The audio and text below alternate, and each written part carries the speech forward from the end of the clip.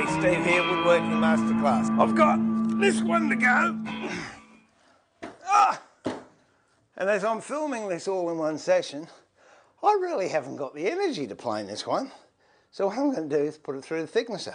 But as you can tell, it's too wide for a jointer, or my jointer anyway. Now, if I put a straight edge against it, I can see I've got a big bow, which means it's touching there, but it's not touching in the middle. Now, the way thicknesses operate is you've got two big rollers that actually grab the timber and push it through. But what they also do, if I put this through, they have a tendency to actually flatten that bow out and machine it, but when it comes back the other way, it springs up. So what we've actually done, we haven't dressed the board, we've just made it a bit thinner in the same shape that it was. So the little technique I'll show you, that it takes about 80% of the hard work out of it. It's not perfect, but boy oh boy, it saves you a lot of time. We can put this through the thicknesser and get it reasonably flat. The other thing is, if you look at the thicknesser, you've got the feed rollers at the top. Underneath you've got roller bearings, which help the timber go through. And that bow is big enough that the roller bearing will just sit on it. So even though the feed rollers at the top are trying to push it through, the rollers aren't touching this timber and it's likely to jam. So let's go back to the thicknesser and I'll show you a little quick little shortcut. And if you're wondering, yeah, it's very heavy.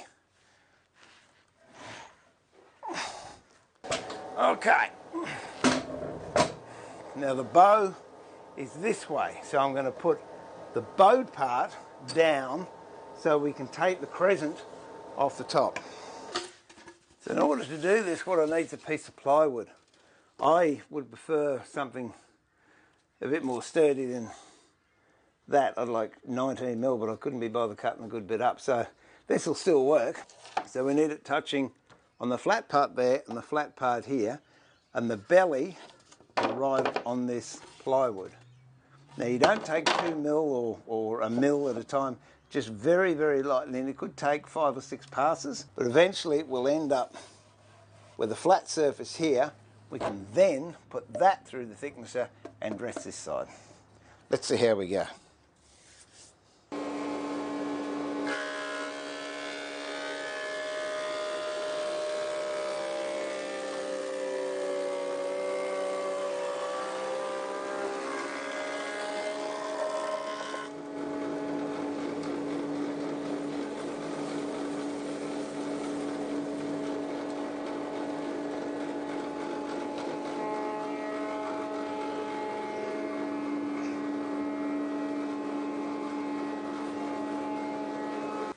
Actually, that was set a little bit coarser than I had anticipated, but we've done well. We just put the winding sticks on and she's flat. So now we can turn it around, get rid of that bit of plywood, check the grain direction, and we'll put it through and dress this side up. Clean all that stuff out.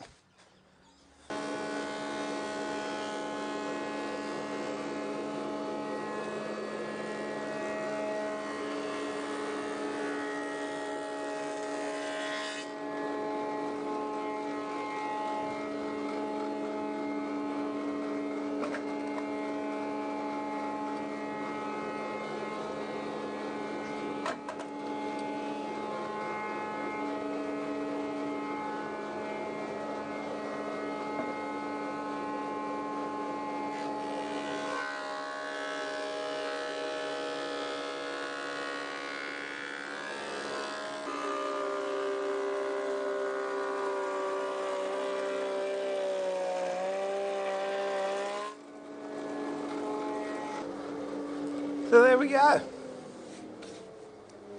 So really there's no excuse. If you've only got a 6-inch jointer or an 8-inch jointer, or for that matter a 15-inch thicknesser and you need something wider, just remember, cut a bit off and stick it on later on. Well, I hope that's helped and given you some ideas. It's a little bit involving machinery as well as hand tools, but that's how you make a board to size, and that's some techniques you can use for larger pieces on machinery. Right now, This is Steve pulling the shed door down before I fall down and saying remember to keep it sharp, but more importantly, keep it safe and enjoy your woodwork. And a little further down the track, I'll let you know the secret what this is all about, if it works out. So hopefully next week we're back on the pencil cases. Until then, look after yourself. Bye for now.